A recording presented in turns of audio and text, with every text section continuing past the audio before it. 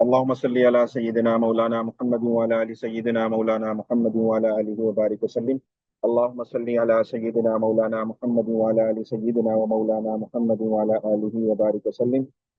اللهم صل على سيدنا مولانا محمد وعلى ال سيدنا ومولانا محمد وعلى اله وبارك وسلم. गुज़िश्ता सबक में हमने कुछ चीज़ों की तारीफ़ात पढ़ी थी और कुछ हमने जो है वो तफसील पढ़ी थी ग़ज़वा बदर से पहले के हालात क्या थे। और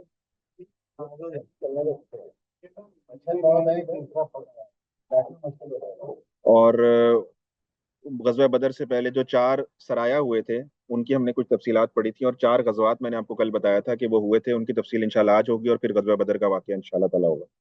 पहले आप लोगों से सवाल गुज़िश्ता सबक के हवाले से कि क्या आप लोगों को तारीफ़ात याद हैं? सराया किसे कहते हैं और ग़ज़वा किसे कहते हैं? कोई भाई बता सकता है सरिया किसे कहते हैं? सरिया की तारीफ हमने कल पढ़ी थी, कोई साहब बता सकते हैं सरिया किसे कहा जाता है?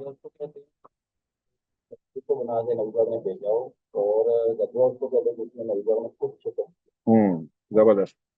तो गजवा उसे कहा जाता है जिसमें बनफ्से नफीस रसूलुल्लाह सल्लल्लाहु अलैहि वसल्लम ने सहाबा की जमात के साथ शिरकत की हो, जंग में, किसी मार्के में, किसी कार्रवाई में, किसी मुहिम में।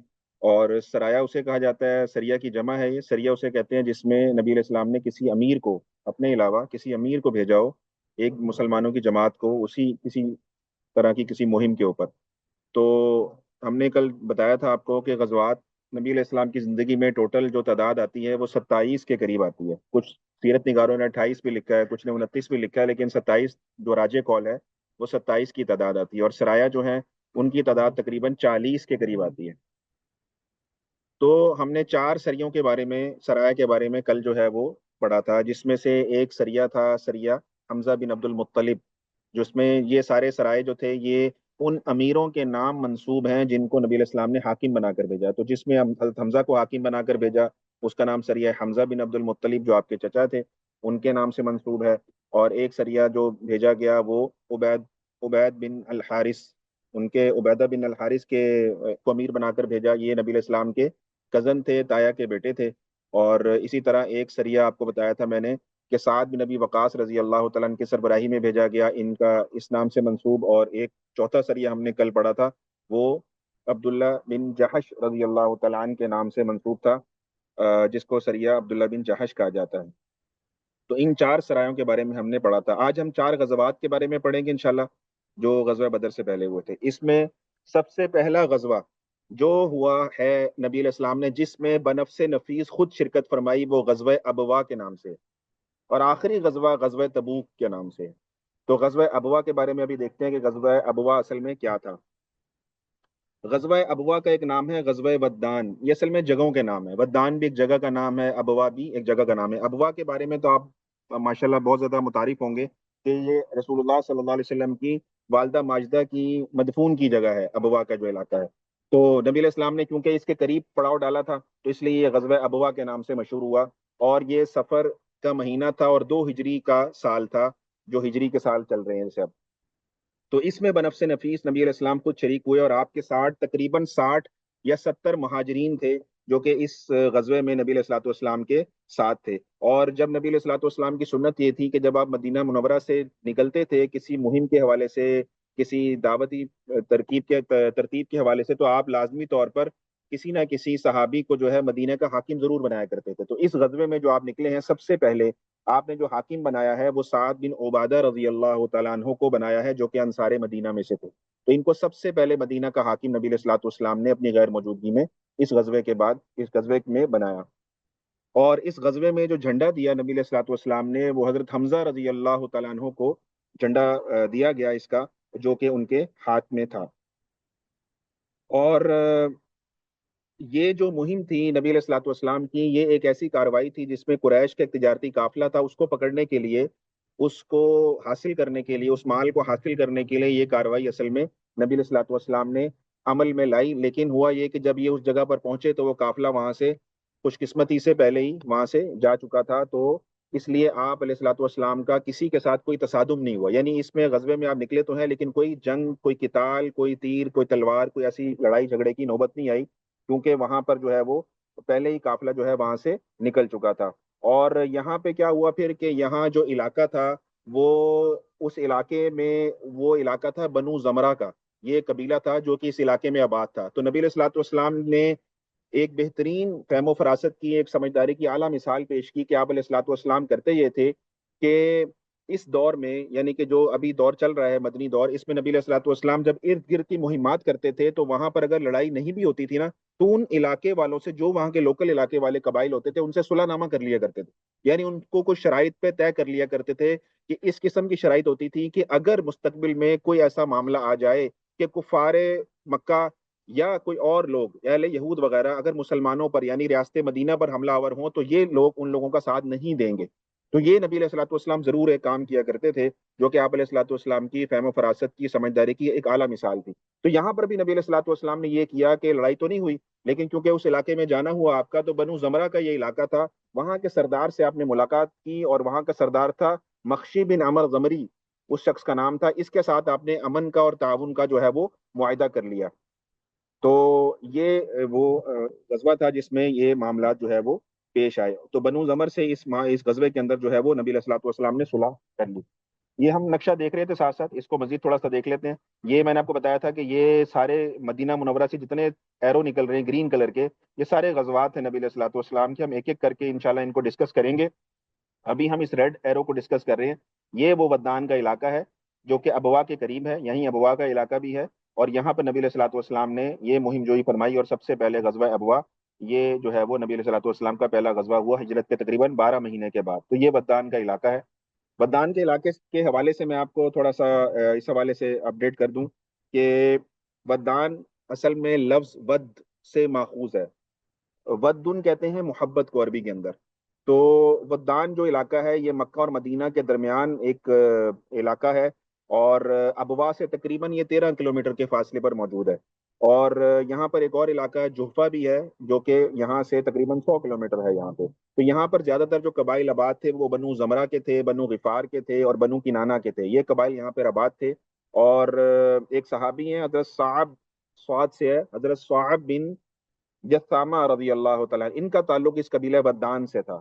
اور جس طرح میں نے آپ کو بتایا کہ ابوا یہ وہ جگہ ہے جہاں پہ رسول اللہ صلی اللہ علیہ وسلم کی والدہ ماجدہ مدفون ہے، اور آپ نے اس کے قریب پڑاؤ ڈالا، اس لیے اس کو غزوہ ابوا بھی کہا جاتا ہے اور غزوہ بدان بھی اس کو کہا جاتا ہے.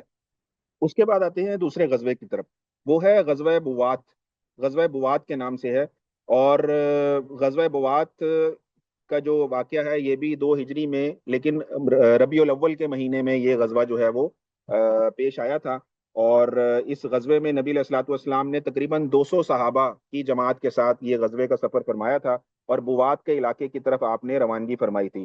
تو یہاں پر بھی ترتیب یہ تھی کہ قریش کا ایک تجارتی قافلہ تھا، نبی علیہ الصلوۃ والسلام ان کو اقتصادی طور پر جو ہے وہ ضرب لگانا چاہتے تھے، اس لیے آپ علیہ الصلوۃ والسلام نے اس قافلے کی طرف جو ہے پیش قدمی فرمائی تاکہ اس قافلے کو نقصان پہنچایا جائے. لیکن یہاں پر بھی وہ قافلہ جو تھا وہ وہاں سے ان کے پہنچنے سے پہلے ہی روانہ ہو چکا تھا، اس لیے یہاں پر بھی کوئی کسی قسم کا آمنا سامنا نہیں ہوا کفار کے ساتھ، اور کسی قسم کی جنگ و جدل کی کیفیت پیش نہیں آئی. اس غزوے میں جو جھنڈا تھا اس کا رنگ بھی سفید تھا، جس طرح پچھلے غزوات کے اندر تھا. اور یہ جھنڈا جو تھا اس دفعہ حضرت سعد بن ابی وقاص رضی اللہ تعالیٰ عنہ نے اٹھا رکھا تھا. حضرت سعد بن ابی وقاص رضی اللہ تعالیٰ عنہ نے اس کا جھنڈا اٹھا رکھا تھا. تو یہ جو بوات کا علاقہ ہے،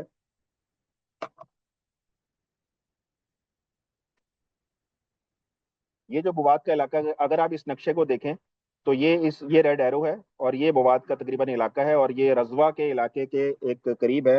اصل میں یہ جو بوات ہے اور رضوہ ہے یہ 2 پہاڑوں کے نام ہیں. یہ 2 پہاڑ تھے اصل میں، اس وجہ سے ان کو یہ کہا جاتا ہے.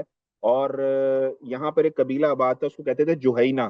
جوہینہ قبیلہ اس علاقے میں آباد تھا، اور یہ مکہ سے شام جانے والے راستے پر واقع تھا یہ علاقہ. اور یہ 2 مشہور پہاڑ ہیں جو کہ یہاں پر موجود ہیں. اور یہاں پر ایک مشہور شہر یمبو ہے، ابھی بھی سعودیہ کا ایک شہر ہے یمبو، وہ یہاں سے قریب ہے. اس کا فاصلہ تقریباً 100 کلومیٹر یہاں پر بنتا ہے، اور مدینہ سے بھی تقریباً اتنا ہی فاصلہ، یعنی مدینہ اور یمبو کے درمیان میں تقریباً یہ علاقہ پڑتا ہے. یہاں سے بھی 100 کلومیٹر ہے یمبو سے اس کا تقریباً فاصلہ، اور مدینہ منورہ سے بھی اس کا فاصلہ تقریباً جو ہے وہ 100 کلومیٹر ہے.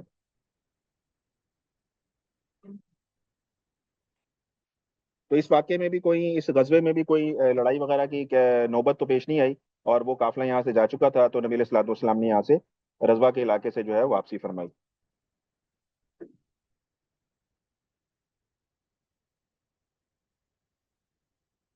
उसके बाद एक और गजवा हुआ, गजवा उशैरा के नाम से। ये आप देख रहे हैं गजवा उशैरा के नाम से। और इस गजवे में भी नबी अलैहिस्सलाम ने दो कॉल है। एक कॉल ये है कि 150 सहाबा थे आपके साथ, और एक कॉल ये है कि 200 सहाबा तकरीबन नबी अलैहिस्सलाम के साथ मौजूद थे। और ये भी तिजारती काफिले को रोकने के लिए एक मुहिम थी नबी अलैहिस्सलाम की, एक छापामार कार्रवाई थी। और ये यम्बू का जो इलाका है उसके करीब एक बनु मुदलिज का इलाका था, जो बनु मुदलिज कबीला था, और वहां पे एक मुकाम था जुल उशैरा। तो यहाँ पर नबी अलैहिस्सलाम पहुंचे थे, और पता लगा आपको कि यहाँ से वो काफिला जो है वो यहाँ से जा चुका है। अच्छा, यहाँ पर आपने एक अहम बात याद रखनी है कि जुल उशैरा का जो ये मुहिम थी नबी अलैहिस्सलाम की, ये उसी काफिले को रोकने के लिए थी जो अबू सुफियान रजी अल्लाह तआला अन्हु का वो काफिला जो कि मक्का से माल लेकर तिजारत के लिए शाम जा रहा था, जिसको वापसी पर नबी अलैहिस्सलाम ने फिर गजवा बदर के मौके पर जो है वो दोबारा इसको रोकना चाहा। लेकिन उस वापसी पर भी अभी इंशाल्लाह वाकया आएगा कि अबू सुफियान रजी अल्लाह तआला अन्हु जो थे, बड़े इस हवाले से बड़े जंगजू किस्म के, बड़े माहिर और बड़े समझदार आदमी थे। उनको ये भिनक पड़ गई कि जो है वो मुसलमान एक पूरे एक जमात के साथ आ रहे हैं इस काफिले को लूटने के लिए, हमें पकड़ने के लिए। क्योंकि इसमें तमाम मुशरिकीन मक्का का एक माल था, जिसमें औरतों तक ने माल दे दिया था इस काफिले में तिजारत के लिए। ये बहुत बड़ी एक तिजारती सरमाया था इसके अंदर जो कुरैश मक्का का लगा हुआ था। तो इसलिए अबू सुफियान रजी अल्लाह तआला अन्हु ने किया ये कि बदर के से पहले एक मुकाम है, मुकाम सफरा, और वहां से आपने अपना रूट चेंज किया और समंदर के रास्ते होते होते होते ये मक्कातुल मुकरमा चले गए, और ये इनकी पकड़ में नहीं आए। और वहां से जो है अबू जहल जो है वो, उसको इतला मिली कि अबू सुफियान ने भेजा था एक बंदा मक्कातुल मुकरमा अबू जहल को ये बताने के लिए कि मुसलमान हमारे ताकुब में, हमारी मदद के लिए तुम पहुंचो। तो वहां से अबू जहल मक्का से जो है वो लड़ाई की गर्ज से या मुसलमानों के मुकाबले की गर्ज से आया, और वहां पर आकर इसने जो है वो बदर के मुकाम पर मुसलमानों और इस लश्कर के दरमियान जो है वो एक लड़ाई हुई, जिसको गजवा बदर के नाम से याद किया जाता है। तो आपने ये याद रखना है कि ये वही लश्कर की जाते हुए कार्रवाई थी जो गजवा जुल अशीरा में थी, और वापसी पर फिर गजवा बदर इसी लश्कर को पकड़ने के लिए हुआ। तो ये वो जुल अशैरा का जो है वो लेकिन ये जाते हुए भी नहीं काबू आ सके, और वापसी पे भी ये वहां से निकल चुके थे। तो दोनों आते और जाते हुए ये जो अबू सुफियान रजी अल्लाह तआला अन्हु का जो ये काफिला था, ये मुसलमानों के हाथ नहीं आया।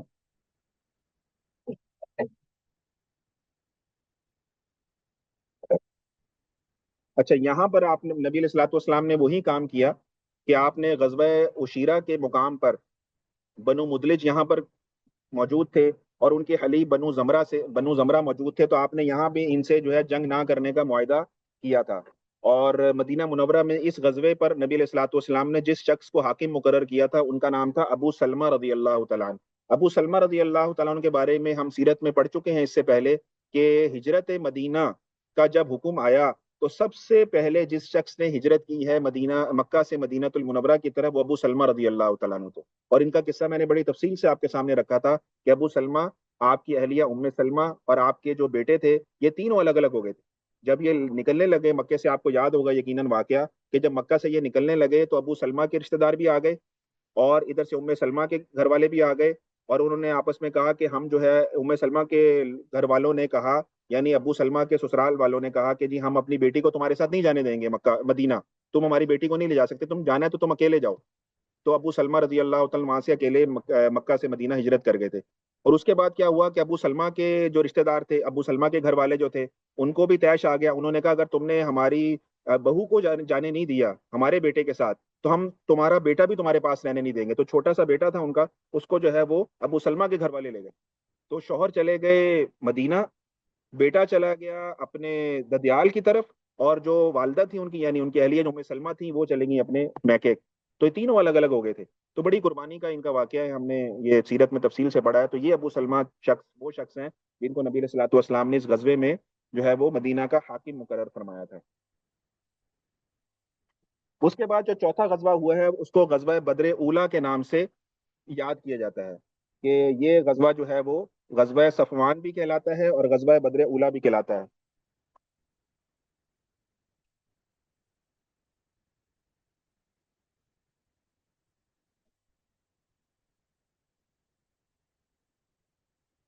गजवा उशैरा का आपको नक्शा दिखा दूं। غزوہ اشیرہ کا علاقہ جو ہے یہ مدینہ منورہ سے اور یمبو کے قریب یہ علاقہ ہے، اشیرہ کا، بوات کے پاس یہ علاقہ ہے۔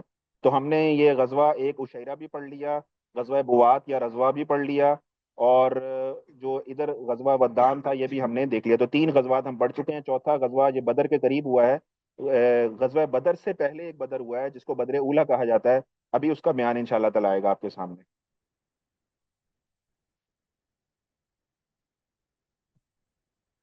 یہ غزوہ صفوان بھی کہلاتا ہے اور غزوہ بدر بھی کہلاتا ہے۔ ہوا یہ، اس میں ایک ڈاکو تھا، اس کا نام تھا کرز بن جعفر فہری۔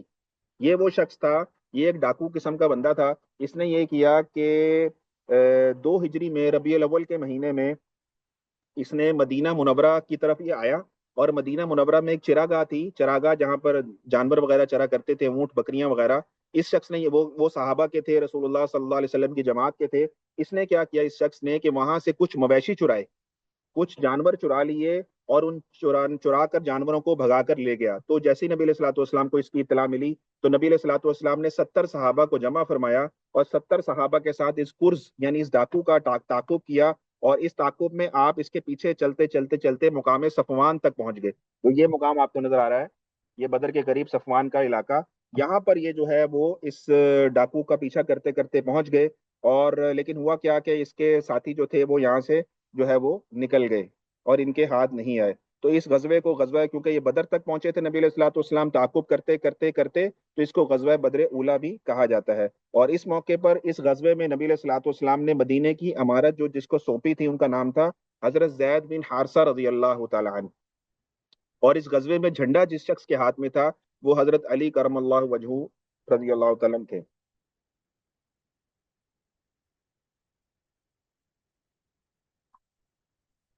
تو یہ 4 غزوات اور 4 سرائے کے بارے میں الحمدللہ ہم نے مکمل کر لیا، اور آج انشاءاللہ غزوہ بدر کا بیان آپ شروع کرتے ہیں۔ غزوہ بدر کے حوالے سے جو تفصیلات ہیں وہ آپ کے سامنے رکھنے کی کوشش کرتے ہیں انشاءاللہ تعالی۔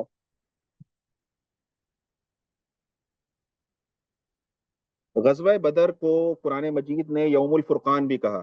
یوم الفرقان سے کیا مراد ہے کہ حق اور باطل میں تمیز کرنے والا دن، یعنی کہ یہ ایسا دن تھا جس دن حق اور باطل جو ہے وہ آپس میں کھل کھل کے سامنے آ گئے، اور صاف صاف ظاہر ہو گیا کہ یہ حق ہے اور یہ چیز باطل ہے، اور اسلام کی عزت اور شوکت اس سے بلند ہو گئی، اور کفار جو تھے وہ ان کو ایسی چوٹ پہنچی، ایسی کاری ضرب پہنچی کہ وہ اس کے بعد کبھی سر نہ اٹھا سکے۔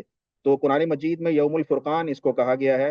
اور یہ جو غزوہ ہے، غزوہ بدر، یہ رمضان المبارک میں ہوا، اور 17 رمضان کو یہ غزوہ پیش آیا تھا، اور تقریباً آپ سمجھیں کہ ہجرت کے 17 مہینے بعد، یعنی کہ 2 سال بھی نہیں پورے ہوئے تقریباً، اور 2 سال سے بھی پہلے پہلے جو ہے یہ مارکا پیش آیا تھا، اور 2 ہجری کے اندر یہ پیش آیا، اور رمضان المبارک میں یہ پیش آیا تھا۔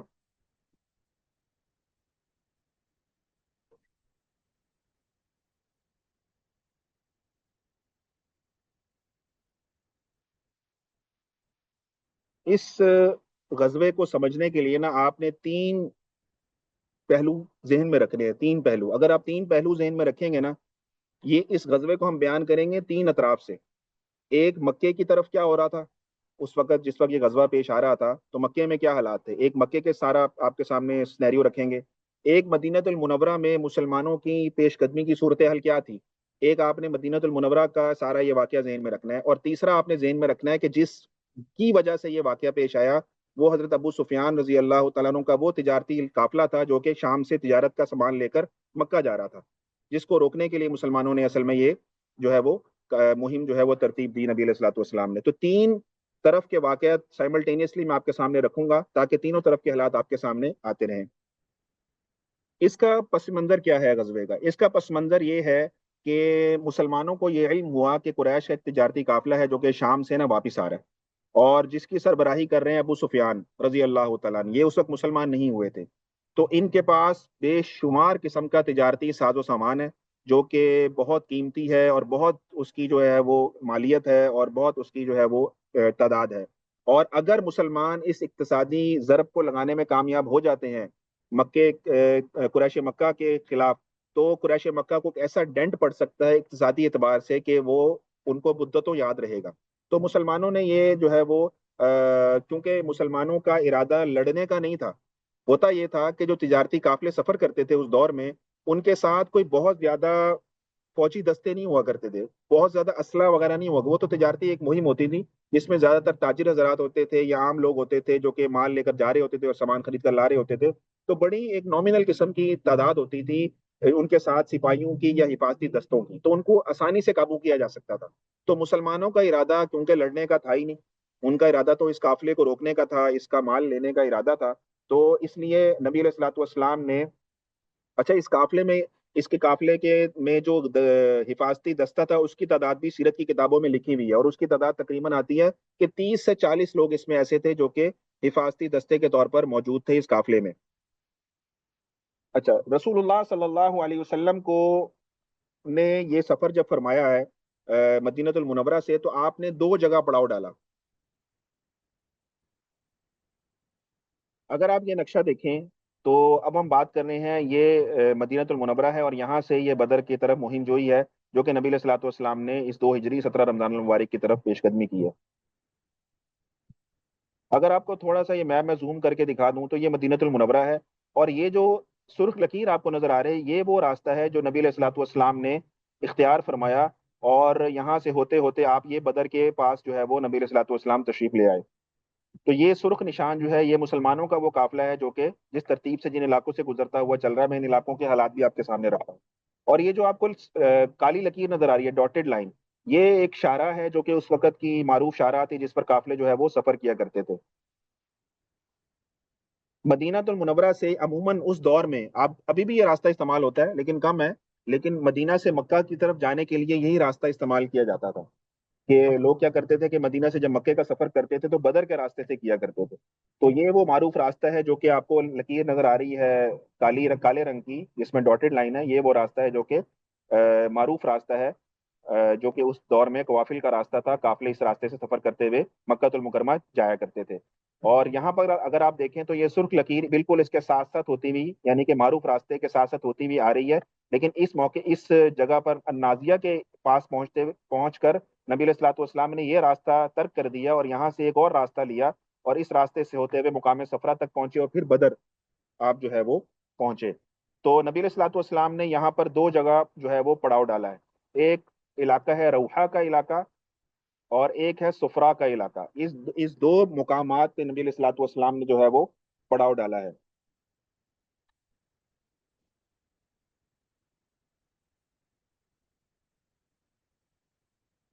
کیونکہ یہاں پر میں نے آپ کو جس طرح بتایا کہ یہاں پر کوئی لڑائی کا ارادہ تو تھا نہیں، تو نبی علیہ الصلوۃ والسلام نے صحابہ کے کی جو تعداد تھی وہ بہت زیادہ تعداد میں صحابہ کو جمع نہیں فرمایا، بلکہ چند افراد کو لیا اور اس مہم کی طرف لے کر نکل پڑے. اور آپ اس میں دیکھیں گے کہ مسلمانوں کے پاس جو مال اور اسباب تھے ان کی بھی تعداد اگر آپ دیکھیں تو آپ حیران ہوں گے کہ کفار کے مقابلے میں ان کے پاس جو مال و اسباب تھا مسلمانوں کے پاس وہ انتہائی کم تھا، کوئی کمپیریزن نہیں ہے. یعنی کفار کے پاس 200 گھوڑے تھے تو مسلمانوں کے پاس صرف 2 گھوڑے تھے، صرف 2 گھوڑے مسلمانوں کے پاس تھے، اور 70 اونٹ جو تھے وہ مسلمانوں کے پاس، یعنی اس قدر کمپیریزن بالکل نہ ہونے کے برابر.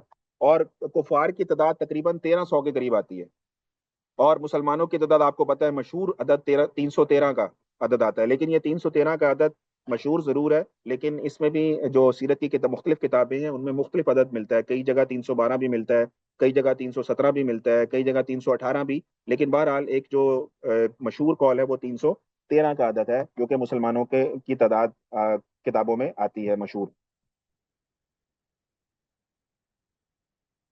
تو کیونکہ نبی علیہ الصلوۃ والسلام کو ابو سفیان رضی اللہ تعالیٰ عنہ کے قافلے کی اطلاع ملی کہ یہاں سے گزرے گا، اس علاقے کے قریب سے گزرے گا، تو نبی علیہ الصلوۃ والسلام نے فوراً جو ہے ہنگامی پیش قدمی کی اور اقدامی جہاد کرتے ہوئے، جس طرح کل ہم نے جہاد کی 2 اقسام ڈسکس کی تھیں، اقدامی اور دفاعی، تو یہاں پہ نبی علیہ الصلوۃ والسلام نے اقدامی جہاد کرتے ہوئے جو ہے وہ صحابہ کو جمع فرمایا. اور جو ہے وہ صحابہ اتنی زیادہ تعداد میں نبی علیہ الصلوۃ والسلام نے ان کو جمع نہیں فرمایا، کیونکہ یہاں پر میں نے آپ کو بتایا کہ جو ہے وہ صرف قافلے کو روکنے کا ارادہ تھا ان کا، کوئی جنگ و جدل کا ارادہ نہیں تھا. اس لیے نبی علیہ الصلوۃ والسلام نے اسی بے سر و سامانی کے اندر جو ہے وہ صحابہ کو جمع فرما کر اور اس جو ہے وہ بدر کی طرف جو ہے سفر فرمایا. تو یہاں پر میں نے آپ کو بتایا کہ 2 گھوڑے مسلمانوں کے پاس تھے، اور سیرت کی کتابوں میں لکھا ہے کہ ایک گھوڑا تھا حضرت زبیر بن عوام رضی اللہ تعالیٰ عنہ جو کہ عشرہ مبشرہ میں سے بھی ہیں، اور یہ نبی علیہ الصلوۃ والسلام کے پھوپھی کے بیٹے بھی ہیں. اور ایک ان کے پاس گھوڑا تھا، اور ایک گھوڑا تھا حضرت مقداد رضی اللہ تعالیٰ عنہ، یہ بھی مہاجرین میں سے ہیں، ایک گھوڑا ان کے پاس تھا۔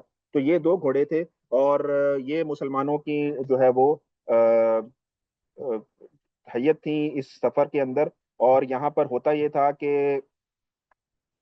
عبداللہ بن مسعود رضی اللہ تعالیٰ عنہ فرماتے ہیں کہ ہوتا یہ تھا کہ کئی دفعہ تین تین حضرات کی باری آتی تھی کہ وہ گھوڑے پر نوبت بہ نوبت سوار ہوتے تھے، اور کئی لکھا ہے کہ دو دو جو ہے وہ جماعت جو ہے وہ گھوڑے پر سوار ہوتی تھی۔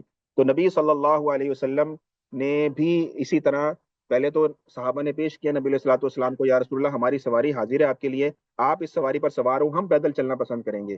تو لیکن نبی علیہ الصلوۃ والسلام نے اس کو پسند نہیں فرمایا، اور آپ نے کہا نہیں، میں بھی تمہاری طرح جو ہے وہ باری پر اپنی باری پر جو ہے وہ گھوڑے پر سوار ہوں گا۔ تو نبی صلی اللہ علیہ وسلم نے جب سواری فرمائی تو آپ کے ساتھ ایک ہی اونٹ پر، کیونکہ اس میں مسلمانوں کے پاس 70 اونٹ تھے، تو ایک اونٹ پر نبی علیہ الصلوۃ والسلام کے ساتھ حضرت علی رضی اللہ تعالیٰ عنہ اور حضرت ابو لبابہ رضی اللہ تعالیٰ عنہ تھے، جو کہ باری باری جو ہے وہ اس اونٹ پر جو ہے وہ سوار ہوا کرتے تھے۔ تو یہاں پر ابو لبابہ رضی اللہ تعالیٰ عنہ نے اور حضرت علی رضی اللہ تعالیٰ عنہ نے عرض کیا کہ یا رسول اللہ، آپ سوار ہو جائیں، جب آپ کی باری ہو تو آپ سوار ہو، اور جب ہماری باری ہو تب بھی آپ ہی سوار ہوں، ہمیں خوشی ہوگی کہ ہم پیدل چلے۔ تو یہاں پر نبی علیہ الصلوۃ والسلام نے ان سے یہ فرمایا کہ تم چلنے میں مجھ سے زیادہ طاقتور نہیں ہو، اور میں تم سے زیادہ خدا کے اجر سے بے نیاز نہیں ہوں۔ یہ نبی علیہ الصلوۃ والسلام نے ان کو جملہ ارشاد فرمایا، اور آپ علیہ الصلوۃ والسلام نے اپنی باری پر سوار ہوئے اور ان کی باری پر ان کو سوار کروایا۔ تو بہرحال یہاں میں نے آپ کو بتایا کہ جو پہلا، اب یہ میں آپ کو بتا رہا ہوں مدینہ المنورہ کے طرف کی پکچر، ابھی میں مکہ کی طرف جاؤں گا، پھر ابو سفیان کے قافلے کی طرف بھی جاؤں گا۔ تو یہاں پر مدینہ المنورہ میں جو مسلمانوں کا یہ مختصر سا قافلہ تھا 313 افراد کا، یہ مدینہ المنورہ سے جو ہے وہ چلا ہے، اور یہاں پر نبی علیہ الصلوۃ والسلام مدینہ منورہ کے قریب ایک مقام پر پہنچے ہیں جس کو بیر روحا بھی کہا جاتا ہے۔ آج بھی یہ مقام موجود ہے، یہاں کنواں تھا، روحا کا یہ مقام تھا، اور یہاں پر کنواں آج بھی موجود ہے۔ اور یہاں پر نبی علیہ الصلوۃ والسلام نے پڑاؤ ڈالا تھا۔ جو بھی حضرات مدینہ المنورہ جاتے ہیں عموماً یہاں پر زیارت کے لیے ضرور جاتے ہیں، اور یہاں سے جو ہے وہ پانی وغیرہ جو ہے اس کنویں کا لے کر آتے ہیں۔ اس پانی کے بارے میں یہ بات مشہور ہے کہ یہ پانی جو ہے وہ آب شفا ہے، اور اس سے مشہور ہے یہ بات، اور یہ بات جو ہے وہ ایک آزمائی ہوئی بات ہے کہ اس سے جو ہے وہ پیٹ کی بیماریوں کے لیے خاص طور پر یہ بہت زیادہ مفید ہے پانی۔ تو یہاں پر عموماً حاجی حضرات جاتے ہیں اس مقام پر، اور یہاں سے پانی وغیرہ جو ہے وہ لے کر آتے ہیں۔ تو یہاں پر نبی علیہ الصلوۃ والسلام نے جو ہے اس کنویں کے پاس قیام فرمایا، اور پہلا پڑاؤ تھا نبی علیہ الصلوۃ والسلام کا۔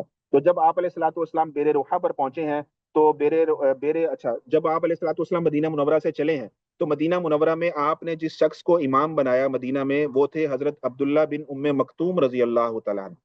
یہ نابینا صحابی تھے، ان کو نبی علیہ الصلوۃ والسلام نے مدینہ منورہ کا جو ہے امام بنایا تھا۔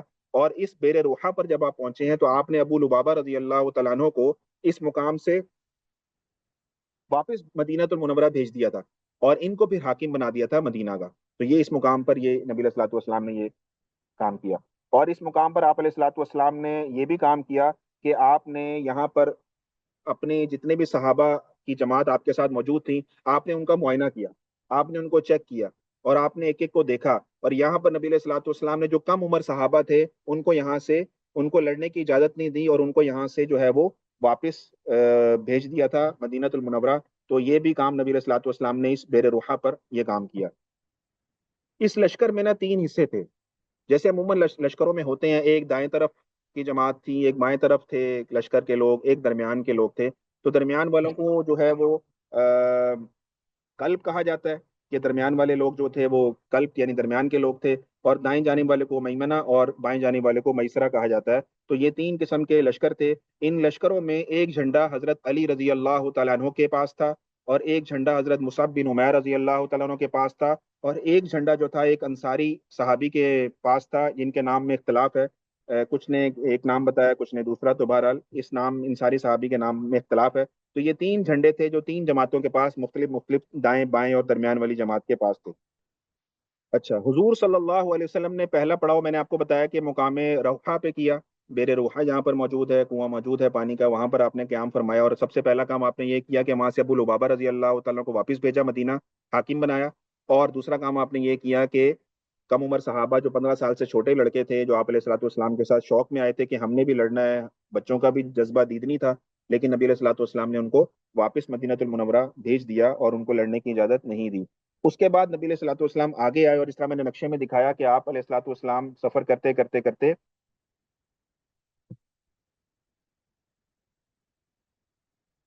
یہ مقام صفرا ہے، اس کے پاس آ گئے۔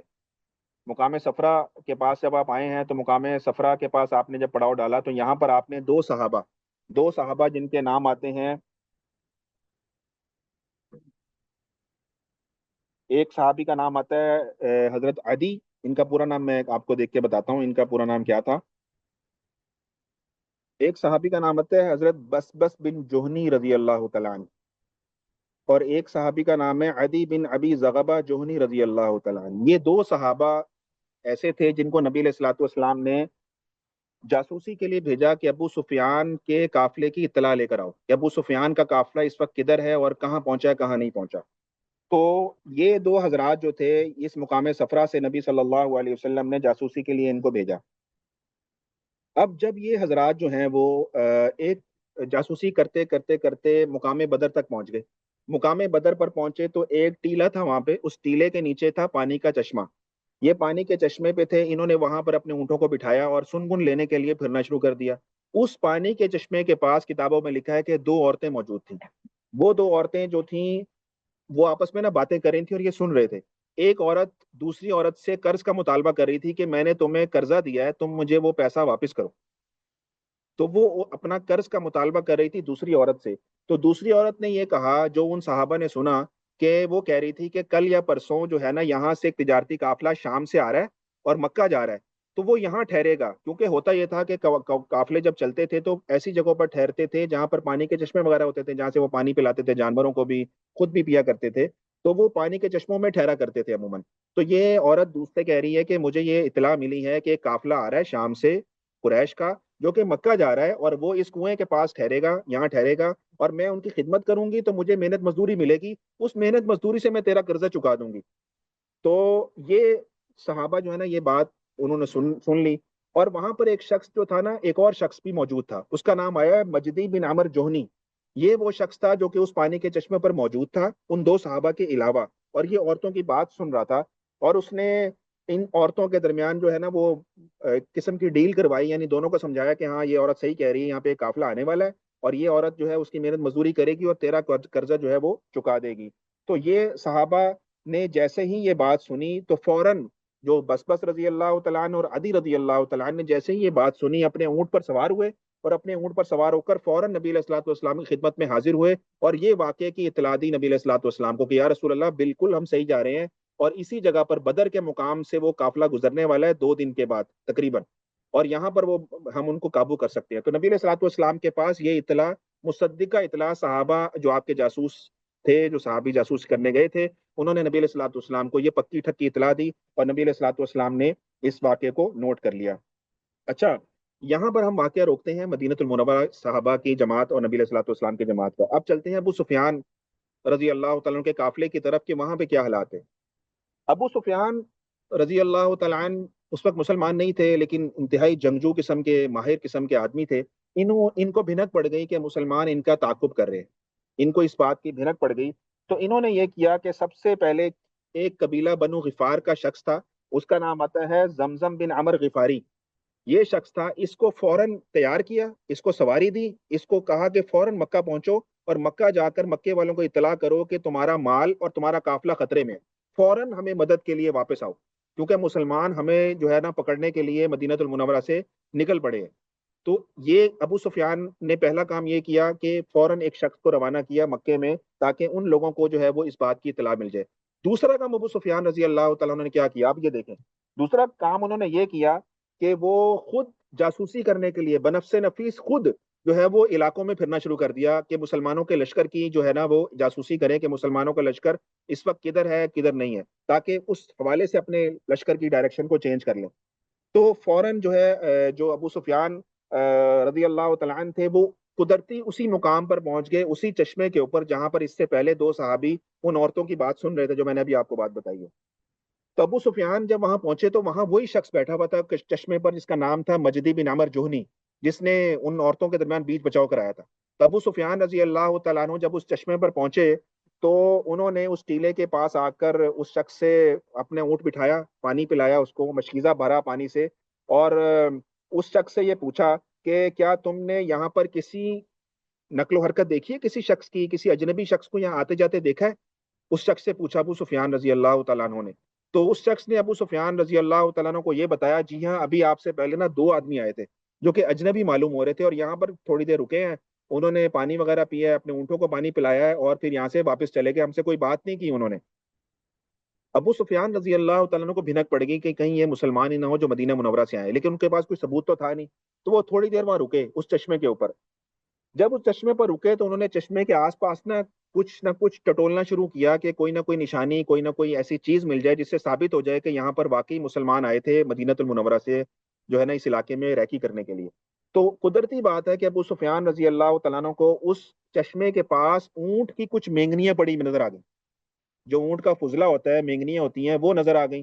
تو ابو سفیان رضی اللہ تعالیٰ نے فوراً مینگنی اٹھائی، اس کو کھولا، اس کو دیکھا تو اس کے اندر ایک کھجور کی گٹھلی تھی اس مینگنی کے اندر۔ تو ابو سفیان رضی اللہ تعالیٰ عنہ فوراً سمجھ گئے، اور انہوں نے کھجور کی جب گٹھلی دیکھی اور کہا کہ اللہ کی قسم، یہ تو یثرب یعنی مدینہ کے کھجور کی گٹھلی ہے، تو ان کو ساری بات سمجھ آ گئی کہ واقعی مدینہ سے کوئی اونٹوں پر قافلہ آیا تھا یہاں پر، اور انہوں نے یہاں پر پوچھ پرتیت کی ہے ساری، اور جو ہے وہ واپس چلا گیا ہے۔ تو ان کو سمجھ میں آ گئی یہ بات، اس کھجور کی گٹھلی سے وہ سارا معاملہ سمجھ گئے کہ یہاں پر مسلمان جو ہے وہ اب آیا ہی چاہتے ہیں۔ تو فوراً انہوں نے یہ کام کیا کہ اس مقام صفرا سے کچھ آگے آ کر فوراً اپنے قافلے کا رخ جو تھا نا وہ بدل دیا۔ یہ جو مقام ہے، یہ مقام جوفہ ہے۔ مقام صفرا پہ تو نبی علیہ الصلوۃ والسلام ٹھہرے ہوئے تھے، یہ مقام جوفہ ہے جس مقام پر یہ ساری بات میں آپ سے کر رہا ہوں۔ تو مقام جوفہ سے ابو سفیان رضی اللہ تعالیٰ عنہ نے اپنے قافلے کو اس قوافل کے راستے سے ہٹا کر غیر معروف راستے کی طرف موڑا، اور سمندر کے کنارے کنارے کنارے ہوتے ہوئے مکہ کی طرف چلے گئے۔ اب جب ابو سفیان رضی اللہ تعالیٰ عنہ مکے سے یہ مقام جوفہ سے اپنا ٹریک بدلا انہوں نے، تو فوراً یہاں پر ایک اور قاصد کو بھیجا مکہ۔ کیوں؟ اس سے پہلے وہ زمزم نام کے آدمی کو بھیج چکے تھے مکے کی طرف مدد کے لیے۔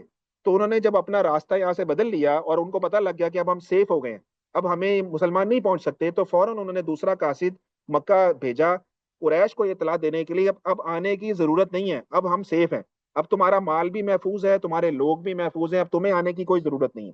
تو یہ جو 2 قاصد تھے، یہ پے در پہ ابو سفیان رضی اللہ تعالیٰ عنہ نے مکے کی طرف روانہ کیے۔ تو یہ یہاں تک ابو سفیان رضی اللہ تعالیٰ عنہ کے جو قافلے کا حال میں نے آپ کے سامنے رکھا۔ اچھا، اب چلتے ہیں مکہ کی طرف کہ مکے میں کیا ہو رہا تھا۔ مکے کی طرف چلتے ہیں کہ مکے میں اس وقت کیا حالات پیش آ رہے تھے۔ نبی علیہ الصلوۃ والسلام کی ایک پھوپھی ہیں، ان کا نام ہے عاتکہ، عاتکہ بنت عبد المطلب۔ عاتکہ کے بارے میں 2 اقوال ہیں، کچھ سیرت نگاروں کا کہنا یہ ہے کہ یہ مسلمان ہو گئی تھیں، کچھ کا کہنا ہے کہ یہ مسلمان نہیں ہوئی تھیں، بہرحال یہ ایک اختلافی موضوع۔ عاتکہ بنت عبد المطلب نے مکے میں نا اس دوران ایک خواب دیکھا، وہ خواب آپ کے سامنے رکھتا ہوں کہ وہ خواب کیا تھا۔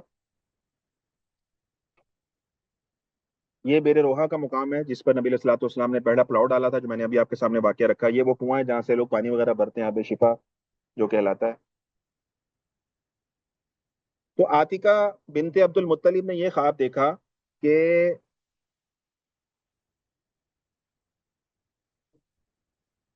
انہوں نے دیکھا کہ ایک سوار ہے، گھوڑے پر سوار ایک شخص آیا ہے، اور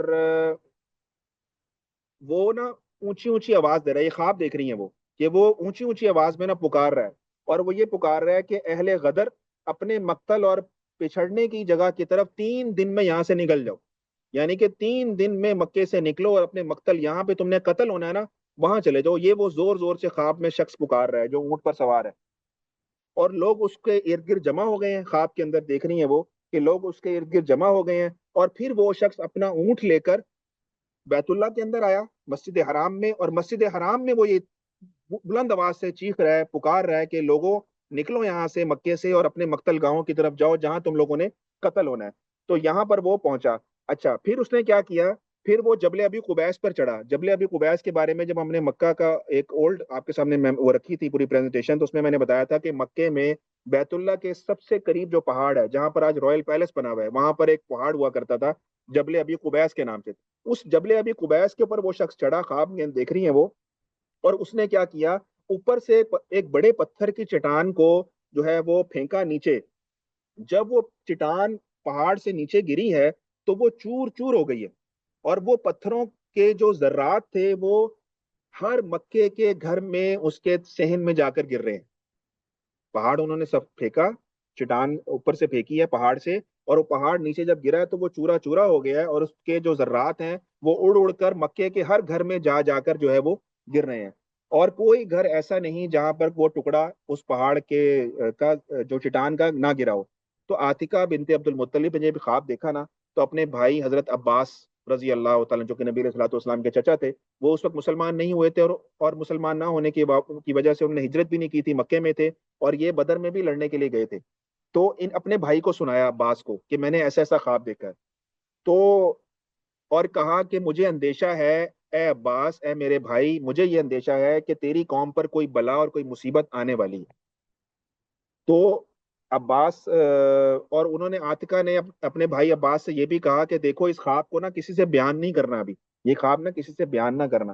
لیکن عباس رضی اللہ تعالیٰ گھر سے نکلے اور اپنے دوست ولید بن عتبہ سے یہ خواب ذکر کر دیا, اور ولید بن عتبہ سے کہا کہ تم یہ خواب کسی کو نہ بتانا. ولید بن عتبہ نکلا, اس نے جو ہے یہ خواب اپنے باپ عتبہ سے ذکر کر دیا لفظ بہ لفظ اس طرح, اور کہا کہ عتبہ کو کہا کہ میرے یہ خواب ابا جان کسی کو نہ بتانا. عتبہ نے آگے کسی ذکر کیا, تو کرتے کرتے کرتے یہ خواب پورے مکہ میں پھیل گیا. یہ خواب جب پھیلا تو ابو جہل کے کانوں میں آ گیا, ابو جہل کے کانوں میں بھی اس کی آواز آ گئی خواب کی. تو فوراً عباس اس کو مل گئے ابو جہل کو مسجد حرام کے اندر. تو اس نے عباس رضی اللہ تعالیٰ کو پکڑا ابو جہل نے, اور ابو جہل نے حضرت عباس سے کہا کہ عباس, پہلے تو تمہارے مردوں کو خواب آتے تھے, یعنی نبی علیہ الصلوۃ والسلام کی طرف اشارہ کر کے کہہ رہا ہے, طنز کر رہا ہے کہ پہلے تو تمہارے مردوں کو نبوت کے خواب آتے تھے, اب تمہاری عورتوں نے بھی خواب دیکھنا شروع کر دیے.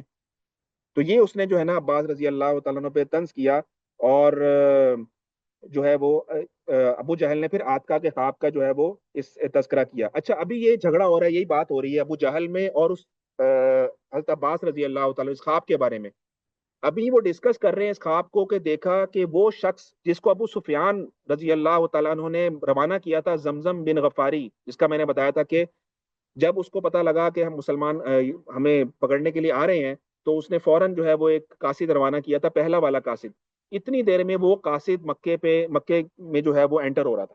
جب یہ مکے میں بحث ہو رہی تھی اس خواب کے بارے میں, تو وہ زمزم بن عمر غفاری جو تھا, وہ شخص کیا تھا کہ وہ اس نے اپنے اونٹ کی جو ناک تھی, عرب میں یہ تھا کہ جب کوئی خطرے کا نشان, خطرہ محسوس ہوتا تھا نا کسی کو, تو جب قاصد شہر میں خطرے کی اطلاع لے کر داخل ہوتا تھا تو وہ اپنے اونٹ کو نا اس کی ناک کو زخمی کر دیا کرتا تھا, اور اس کے اونٹ کا پہ جو کجاوا ہوتا تھا اس کو الٹ دیا کرتا تھا, اور اپنے کپڑے پھاڑ دیا کرتا تھا, اور چیختا تھا, چلاتا تھا. تو یہ نشانی ہوتی تھی کہ یہ شخص جو ہے نا کوئی خطرے کا پیغام لے کر آیا. تو وہ شخص جو زمزم بن عمر غفاری تھا, اس نے کیا کیا, اپنے اونٹ کی ناک جو تھی اس کو زخمی کیا, اس سے خون بہ رہا ہے, اور اپنے اونٹ کا جو کجاوا تھا اس کو الٹ دیا, اور اپنے کپڑے جو تھے آگے اور پیچھے سے جو ہے اس نے اپنے دامن کو چاک کر لیا اور پھاڑ لیا, اور چیخ چیخ کر پکار رہا تھا, اے گروہ قریش, اپنے کاروان کی خبر لو اور جلد از جلد ابو سفیان کے قافلے کی مدد کو پہنچو. یہ چیخم چلاٹ وہاں پہ چل رہی تھی. جیسے ہی یہ خبر ابو جہل نے سنی, قریش مکہ میں تو قرآن مچ گیا اس بات کے اوپر, کیونکہ ان کا تو سارے کا سارا مال جو تھا اس قافلے میں لگا ہوا تھا, اور ایک عورتوں تک نے اپنا سارا مال جو ہے اس قافلے میں تجارت کی غرض سے دے دیا تھا. تو جیسے ہی یہ خواب ابو جہل نے یہ واقعہ ابو جہل نے سنا, تو اس کو فوراً خواب کی تعبیر اس کے دماغ میں آ گئی کہ یہ واقعی یہ اسی خواب کی تعبیر ہے جو کہ بیداری کی حالت میں دیکھ رہا ہوں. بہرحال اس نے جو ہے وہ فوراً قریش مکہ کو جمع کیا اور ان سے کہا کہ ہم جو ہے وہ اس قافلے کی مدد کے لیے, یعنی ابو سفیان رضی اللہ تعالیٰ عنہ کے قافلے کی مدد کے لیے جو ہے وہ ضرور بضرور جائیں گے. اور اس نے فوراً لوگوں سے جو ہے وہ لوگوں کو جمع کرنا شروع کر دیا اور ان کو اکٹھا کرنا شروع کر دیا کہ فوراً یہاں سے نکلو. تو یہ ابو جہل نے جو ہے وہ یہ کام جو ہے وہ کیا. اچھا, اس غزوے میں وہ سب سرداروں کے پاس باری باری جاتا تھا, ان کو قائل کرتا تھا جنگ کے لیے. اب ایک جو بڑا سردار تھا, جو نبی علیہ الصلوۃ والسلام کا سب سے بڑا دشمن, ابو لہب, وہ اس غزوے میں شریک نہیں ہوا. تمام سردار قریش شریک ہوئے لیکن وہ شریک نہیں ہوا. وہ کسی وجہ سے نہیں جا سکا, غالباً بیمار تھا یا کوئی مسئلہ تھا اس کے ساتھ, وہ نہیں جا سکا. لیکن اس نے کیا یہ کہ اس نے اپنی جگہ پر ایک اور شخص کو تیار کیا, اس کا نام تھا عاص بن حشام. یہ عاص بن حشام کون ہے؟ یہ ابو جہل کا بھائی ہے. تو اس نے ابو جہل کے بھائی کو اپنے فدیے میں یعنی اپنی اس میں تیار کیا کہ میں تو نہیں جا سکتا، لیکن میں ابو جہل کو کہا کہ میں ایک اور بندہ تمہارے ساتھ بھیجوں گا، اور عاص بن حشام کو اس نے اپنی جگہ پہ اس لڑنے کے لیے قریش مکہ کے لشکر میں روانہ کیا۔ اچھا عاص بن حشام، اب آپ کا سوال یہ ہوگا کہ عاص بن حشام کیسے تیار ہو گیا لڑنے کے لیے بھائی، کہ وہ کیوں لڑے جا کے ابو لہب کی جگہ پہ؟ تو اس کی وجہ یہ تھی کہ عاص بن حشام مقروض تھا ابو لہب کا، اس نے 4,000 درہم قرض تھا اس کے اوپر ابو جہل کا، اس کا ابو لہب کا، جو عاص بن حشام نے دینا تھا، لیکن اس کے پاس اتنی مالی حیثیت نہیں تھی کہ وہ دے پاتا۔ تو ابو لہب نے یہ کیا کہ میں تمہیں 4,000 درہم چھوڑ دیتا ہوں، تم میری جگہ جو ہے نا اس جنگ میں لڑنے کے لیے چلے جاؤ۔ تو اس وجہ سے عاص بن حشام جو تھا وہ ابو لہب کی طرف سے لڑنے کے لیے تیار ہوا تھا اس دباؤ میں آ کر۔ اچھا اسی طرح ایک اور بڑا سردار امیہ بن خلف، جو کہ اصل میں ناخلف تھا، وہ بھی اس جنگ میں جو ہے نا وہ جانے کے لیے اس کو بھی ابو جہل نے اپروچ کیا کہ تم بھی میرے ساتھ چلو۔ اچھا امیہ بن خلف نے یہ کیا کہ امیہ بن خلف نے نا اس لشکر میں جانے سے انکار کر دیا۔ امیہ بن خلف مکہ سے نہیں جانا چاہتا تھا، امیہ بن خلف نے یہ کیا کہ انکار کر دیا کہ میں نہیں جانا چاہتا۔ اچھا اس کے انکار کی وجہ بڑی دلچسپ ہے، اس کے انکار کی وجہ یہ ہے کہ ایک صحابی ہے سعد بن معاذ انصاری رضی اللہ تعالیٰ عنہ۔ سعد بن معاذ انصاری رضی اللہ تعالیٰ عنہ کے بارے میں صرف اتنا آپ کو کہوں گا کہ جو مرتبہ مہاجرین میں حضرت ابو بکر صدیق رضی اللہ تعالیٰ عنہ کا ہے، یہی رتبہ انصار میں سعد بن معاذ رضی اللہ تعالیٰ عنہ کا، یعنی اتنے بڑے درجے کے یہ انصاری صحابی ہیں۔ جو رتبہ ابو بکر صدیق کا مہاجرین میں ہے، ابو بکر صدیق رضی اللہ تعالیٰ عنہ کو صدیق المہاجرین کہا جاتا ہے، ان کو صدیق الانصار کہا جاتا ہے، اتنے بڑے درجے کے یہ صحابی ہیں۔ بہرحال یہ سعد بن معاذ اور امیہ بن خلف آپس میں بڑے گہرے دوست تھے۔ ہوا یہ کہ سعد بن معاذ جو تھے نا، یہ کیا کرے، انہوں نے ایک دفعہ مکہ گئے، اور مکہ میں یہ حضرت یہ سعد بن معاذ رضی اللہ تعالیٰ عنہ امیہ بن خلف کے یہاں ٹھہرا کرتے تھے۔ تو ایک دفعہ یہ مکہ گئے عمرہ کرنے کے لیے، تو انہوں نے امیہ بن خلف کے یہاں ٹھہر گئے۔ اب امیہ سے انہوں نے یہ کہا کہ بھائی مجھے طواف کے لیے لے چلو، لیکن مجھے ایسے وقت میں طواف کروانا کہ وہاں پر کوئی اور نہ ہو، میں سکون سے اپنا طواف کروں گا، تاکہ مجھے ہجوم پسند نہیں ہے۔ تو امیہ بن خلف ان کو لے گیا طواف کے لیے۔ اب یہ طواف کر رہے تھے دوپہر کے وقت میں، مجمع نہیں تھا، دوپہر کے وقت میں طواف کر رہے ہیں، امیہ بن خلف ان کے ساتھ ہے۔ دیکھا اچانک ابو جہل سامنے سے آ گیا۔ ابو جہل نے جب دیکھا سعد بن معاذ رضی اللہ تعالیٰ عنہ کو، اس کا خون کھول گیا، اس کا خون یوں کھول گیا، اس نے کہا کہ تم ایسے لوگ ہو، ایسے ایسے ایسے لوگ ہو، برا بلا کہا سعد بن معاذ کو کہ تم نے ہمارے یہاں سے نعوذ باللہ بھگوڑوں کو پناہ دی ہوئی ہے، جو ہمارے لوگ یہاں سے ہجرت کر کے گئے ہیں، تم انصار مدینہ نے ان کو پناہ دے رکھی ہے، تم نے یہ بہت غلط کام کیا ہے۔ ابو جہل نے اس کو برا بلا کہنا شروع کر دیا سعد بن معاذ رضی اللہ تعالیٰ عنہ کو۔ تو سعد بن معاذ نے جب یہ دیکھا کہ یہ مجھے برا بلا کہہ رہا ہے، تو انہوں نے بھی بلند آواز سے نا ابو جہل کو جو ہے وہ کہا کہ اگر تم مجھے طواف سے روکو گے تو میں تمہارا مدینہ سے شام جانے کا راستہ بند کر دوں گا، یعنی تمہارا اقتصادی بائیکاٹ کر دوں گا، تمہیں تمہارے جتنے قافلے جو مکہ سے مدینہ شام جاتے ہیں، مدینہ کے راستے سے جاتے ہیں، میں تم پھر مدینہ سے تمہیں گزرنے نہیں دوں گا اگر تم نے مجھے یہاں طواف کرنے سے آج روک دیا۔ جب اپنی آواز کو بلند کیا نا سعد بن معاذ نے، تو امیہ بن خلف نے سعد بن معاذ کا ہاتھ پکڑ لیا اور کہنے لگا، امیہ کہنے لگا سعد بن معاذ سے کہ یار آہستہ بولو، یہ ابو جہل یہاں کا سردار ہے، اگر تم ہمارے سردار سے اس طرح بات کرو گے تو تمہاری بڑی بےزتی ہے، تو تم ذرا تھوڑا حوصلہ رکھو، اس سے اتنی زیادہ اونچی آواز میں بات نہ کرو۔ یہ بات جب سعد بن معاذ رضی اللہ تعالیٰ عنہ نے سنی تو ان کا خون اور زیادہ کھول گیا۔ انہوں نے کہا کہ امیہ مجھے پتا ہے، رہنے دو بس، تم مجھے پتا ہے تمہارے بارے میں بھی، خدا کی قسم میں نے رسول اللہ صلی اللہ علیہ وسلم سے سنا ہے کہ اللہ تعالیٰ کے حضور صلی اللہ علیہ وسلم اور آپ کے صحابہ کے ہاتھ سے یہ ابو جہل قتل ہوگا۔ یہ سعد بن معاذ نے وہاں کھڑے ہو کر ابو جہل اور امیہ بن خلف کے سامنے بات کی کہ ہمیں حضور نے یہ بتایا ہے صلی اللہ علیہ وسلم نے کہ ابو جہل ان کے صحابہ کے ہاتھوں قتل ہو جائے گا۔ اور سعد بن معاذ نے اس سے بھی اگلی بات کی، انہوں نے کہا صرف ابو جہل ہی نہیں، تجھے تیرے بارے میں بھی یعنی امیہ بن خلف کے بارے میں بھی نبی صلی اللہ علیہ وسلم نے بتایا ہے کہ تو بھی صحابہ کے ہاتھ سے قتل ہوگا۔ امیہ بن خلف نے جب یہ بات سنی سعد بن معاذ رضی اللہ تعالیٰ عنہ کی، تو ایک دم جو ہے نا ایسے جیسے ان کے خون، جیسے اس کا خون خشک ہو گیا، جیسے اس کے پاؤں کے نیچے سے زمین نکل گئی۔ جیسے اس نے یہ جملہ سنا سعد بن معاذ رضی اللہ تعالیٰ عنہ کی زبان سے کہ حضور نے میرے بارے میں بھی پیشن گوئی کی ہے کہ میں بھی مسلمانوں کے ہاتھوں قتل ہو جاؤں گا، مارا جاؤں گا، اور سعد رضی اللہ تعالیٰ عنہ نے اس سے بھی اگلی بات کی کہ ہمیں نبی صلی اللہ علیہ وسلم نے وہ جگہ تک دکھائی ہے جہاں تو اور ابو جہل قتل ہوگا، ہمیں اس جگہ کے بارے میں بھی نبی علیہ الصلوۃ والسلام نے نشاندہی فرمائی ہے جہاں پر تم دونوں جو ہے وہ قتل ہو جاؤ گے۔ تو جیسے ہی یہ امیہ نے سنا وہ گھبرا گیا، ڈر گیا، اور فوراً وہاں سے پلٹا اور اپنی بیوی کے پاس گیا۔ اس کی بیوی کا نام تھا صفوان۔ صفوان کے پاس گیا اور اس بات کا تذکرہ کیا کہ سعد بن معاذ رضی اللہ تعالیٰ عنہ نے ایسے ایسے میرے بارے میں اور ابو جہل کے بارے میں بات کی ہے۔ اور اس نے اپنی بیوی سے کہا کہ خدا کی قسم محمد صلی اللہ علیہ وسلم کبھی غلط نہیں کہتے، آج تک انہوں نے جو باتیں کی ہیں حرف بحرف منعن وہ ویسے ہی ویسے صحیح ثابت ہوئی ہیں۔ اب تو مجھے خوف ہے۔ اور اس کے بارے میں لکھا ہے کہ اس کو اتنا زیادہ خوف ہو گیا کہ اس کا پیشاب بند ہو گیا۔ یہ بات سننے کے بعد امیہ کا پیشاب اور پخانہ جو تھا وہ کتابوں میں لکھا ہے کہ وہ بند ہو گیا، اور اس نے اس بات کی قسم کھا لی کہ میں اب کسی حال میں بھی مکہ سے باہر نہیں نکلوں گا، ایسا نہ ہو کہ میں مارا جاؤں۔ تو یہ پس منظر تھا کہ امیہ بن خلف اس غزوہ بدر میں جانے کے لیے تیار نہیں ہو رہا تھا۔ ابو جہل بار بار اس کے پاس آتا تھا، یہ کہتا تھا میں نے نہیں جانا، یہ بہانے کر رہا تھا۔ تو ابو جہل نے اس سے کہا کہ تو سردار ہے، اگر تو نہیں نکلے گا تو تیری وجہ سے جو میں نے اتنے سارے نوجوان تیار کیے ہیں یہ سارے ڈی موٹیویٹ ہو جائیں گے، یہ بھی نہیں نکلیں گے، تو اس لیے تیرا نکلنا بڑا ضروری ہے۔ تو پھر بہرحال اس کو جو ہے وہ بہت زیادہ ناگواری ہوئی اس بات پر کہ مجھے نکلنا پڑ رہا ہے۔ ابو جہل نے یہاں ایک اور پینترا پھینکا اس کی طرف۔ ابو جہل نے کہا کہ میرے پاس ایک ایسا تیز رفتار گھوڑا ہے جو میں نے اپنے لیے رکھا ہوا ہے کہ اگر میں خطرہ محسوس کروں تو میں فوراً وہاں سے پلٹ کے بھاگ آؤں گا، میں اپنا وہ تیز رفتار گھوڑا تجھے دیتا ہوں، تجھے جہاں یہ لگے کہ تجھے خطرہ محسوس ہو رہا ہے تو وہاں سے واپس آ جائیں، تو اس ڈیل پر میرے ساتھ چل۔ اس ڈیل پر امیہ بن خلف جو تھا وہ آخر راضی ہو گیا، اس نے کہا یہ بالکل ٹھیک ہے، جہاں مجھے خطرہ محسوس ہوگا میں فوراً یہاں سے واپس چلا جاؤں گا۔ تو اس نے اپنی بیوی سے صفوان سے کہا کہ فٹافٹ میرا سامان تیار کرو، میں جنگ کی طرف جا رہا ہوں مسلمانوں کے خلاف۔ تو اس کی بیوی نے کہا کہ تمہیں سعد بن معاذ کی وہ بات یاد نہیں آ رہی جو اس نے تمہیں کہا تھا کہ نبی علیہ الصلوۃ والسلام نے تیرے قتل کی پیشن گوئی کی تھی اور تو تیرے لیے جگہ بھی بتائی ہے ان کو؟ تو اس نے کہا مجھے اچھی طرح معلوم ہے، لیکن میں اپنے ایک تیز رفتار گھوڑا ساتھ لے کر جا رہا ہوں، جہاں مجھے خطرہ محسوس ہوگا میں وہاں سے واپس آ جاؤں گا۔ یا اس نے یہ کہا کہ میں ان کے ساتھ ویسے ہی جا رہا ہوں، ان کو تھوڑا سا آگے کر کے میں چپکے سے پیچھے سے واپس بھاگ آؤں گا۔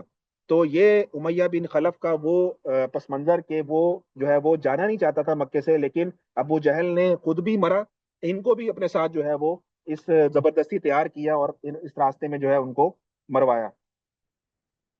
تو ہمارا کیونکہ وقت پورا ہو گیا ہے، یہاں پر ہم واقعہ اپنا روکیں گے غزوہ بدر کا۔ انشاءاللہ تعالی جو جنگ کے حالات ہیں، جنگ کی تیاری ہے اور اس کے جو قتال وغیرہ کے معاملات ہیں انشاءاللہ وہ اگلے سبق میں اگلے ہفتے ہوں گے۔ تو یہاں تک اگر کسی بھائی کا سوال ہو تو وہ کر سکتا ہے انشاءاللہ، جو کیونکہ واقعہ تھوڑا تفصیلی ہے ایک سبق میں ہو نہیں سکتا، تو یہ اگلے سبق میں ہی ہوگا۔ یہ بیر روحا کا وہ علاقہ جہاں پہ نبی علیہ الصلوۃ والسلام نے سب سے بڑا پڑاؤ ڈالا تھا۔ اور یہ میں نے آپ کو بتایا کہ اس واقعے کو سمجھنے کے لیے تین طرفیں سمجھنا ضروری ہیں۔ ایک مکہ میں کیا حالات تھے، یعنی جو کفار کا قافلہ تھا مکہ سے مدینہ کی طرف، مکہ سے بدر کی طرف آیا، اور دوسری طرف شام کا علاقہ جہاں سے وہ ابو سفیان رضی اللہ تعالیٰ عنہ کا قافلہ آ رہا تھا، اس کے حالات آپ کے سامنے رکھے، اور یہ مدینہ المنورہ کے حالات آپ کے سامنے رکھے کہ یہاں پر نبی علیہ الصلوۃ والسلام اپنے 313 جانثار صحابہ کے ساتھ اس بدر کے مقام تک پہنچے۔ تو ان تین اطراف کے کچھ واقعات ہم نے پس منظر اس کا دیکھا ہے۔ کل انشاءاللہ اگلے ہفتے میں انشاءاللہ تعالیٰ جو ہے بدر کے میدان کے اندر جو واقعات اور جو فارمیشن تھی نبی علیہ الصلوۃ والسلام نے جو صف بندی کی ہے صحابہ کی، اور ان کے حالات انشاءاللہ آپ کے سامنے جو ہے وہ رکھے جائیں گے۔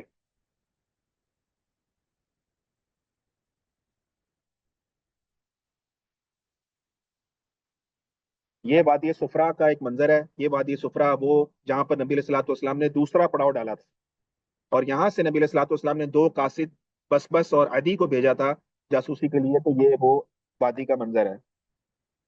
اور یہ بحیرہ کلزم کا ساحل ہے جہاں سے جس کے ساتھ ساحل کے ساتھ ابو سفیان رضی اللہ تعالیٰ عنہ شام سے اپنا قافلہ بچاتے مکہ کی طرف لے گئے تھے، تو یہ وہ ساحل کا منظر آپ کے سامنے ہے۔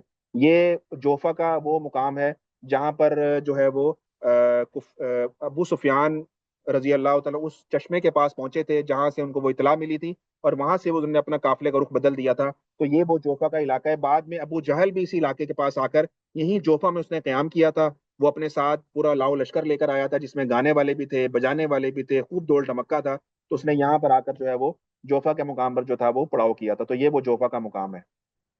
اور یہ بدر کا میدان ہے جہاں پر جنگ ہوئی تھی، یہ میدان بدر ہے۔ اور یہ مسجد عریش ہے، اس کا واقعہ انشاءاللہ اگلے ہفتے آئے گا کہ یہ عریش یہ وہ جگہ ہے جہاں پر نبی علیہ الصلوۃ والسلام کے لیے سائبان بنایا گیا تھا، چھپر بنایا گیا تھا، جنگ کے میدان کے پاس یہ جگہ ہے۔ اب یہاں پر ایک مسجد بنا دی گئی ہے، مسجد عریش کے نام سے، بہت عالی شان مسجد ہے۔ تو یہ اصل میں وہ جگہ تھی جہاں پہ نبی علیہ الصلوۃ والسلام کے لیے سائبان بنایا گیا تھا، اور جس میں نبی علیہ الصلوۃ والسلام نے دعائیں وغیرہ مانگی تھیں، خوب آوازاری کی تھی اللہ تعالیٰ کے حضور، نوافل پڑھے تھے جنگ سے پہلے۔ تو یہ وہ مسجد عریش کا منظر ہے۔ میں اس کا چونکہ تفصیل زیادہ ہے، کیونکہ ابھی آپ کو میں نے بتایا تھا پہلے بھی، مدنی دور میں نا تفصیلات بہت زیادہ ہیں، کیونکہ مسلمانوں کی تعداد الحمدللہ بڑھ رہی ہے، راوی روایت کرنے والے زیادہ سے زیادہ ہوتے جا رہے ہیں، تو بہت تفصیل موجود ہے سیرت کی کتابوں میں مدنی دور کی۔ تو اس لیے ایک ایک واقعہ جو ہے وہ تفصیل سے چلے گا۔ میں جان بوجھ کر واقعے کو تیزی سے نہیں گزارنا چاہتا، میں چاہتا ہوں ہمارا ایک ایک واقعے کے دروس، حکمتیں، نصیحتیں، تفصیلات آپ کے سامنے مختلف کتابوں سے آپ کے سامنے رکھی جائیں۔ الحمدللہ میرے مطالعے میں 8 سے 10 کتابیں ہیں سیرت کی، جو میں آپ یہ پریزنٹیشن بناتا ہوں یا آپ کے سامنے بیان کرتا ہوں، تو میں صرف ایک کتاب سے استفادہ نہیں کرتا، بلکہ 8 سے 10 کتابیں میں دیکھتا ہوں، اور ایک ہی واقعے کو میں مختلف کتابوں سے دیکھ کر جو ہے ایک سمری آپ کے سامنے رکھتا ہوں۔ تو کیونکہ تفصیل پھر زیادہ ہو جاتی ہے، تو اس لیے پھر واقعہ جو ہے وہ تھوڑی سی تفصیل طلب ہو جاتے ہیں، تو اس لیے واقعات ہماری اسی طرح سلو پیس پہ چلیں گے انشاءاللہ تعالی، اور تاکہ آپ لوگوں کے سامنے ساری تفصیل آتی رہے چیزوں کی۔ دعا کر لیتے ہیں۔ الحمد للہ رب العالمین، الحمد للہ رب العالمین، اللهم صل على سيدنا مولانا محمد وعلى ال سيدنا مولانا محمد وعلى اله وبارك وسلم، اللهم صل على سيدنا مولانا محمد وعلى ال سيدنا مولانا محمد وعلى اله وبارك وسلم، اللهم ربنا آتنا في الدنيا حسنة وفي الآخرة حسنة وقنا عذاب النار، اللهم ربنا ظلمنا أنفسنا وإن لم تغفر لنا وترحمنا لنكونن من الخاسرين، اللهم صل على محمد النبي الأمي وعلى آله وسلم تسليما، وصلى الله تعالى على خير خلقه محمد وآله وأصحابه أجمعين برحمتك يا أرحم الراحمين۔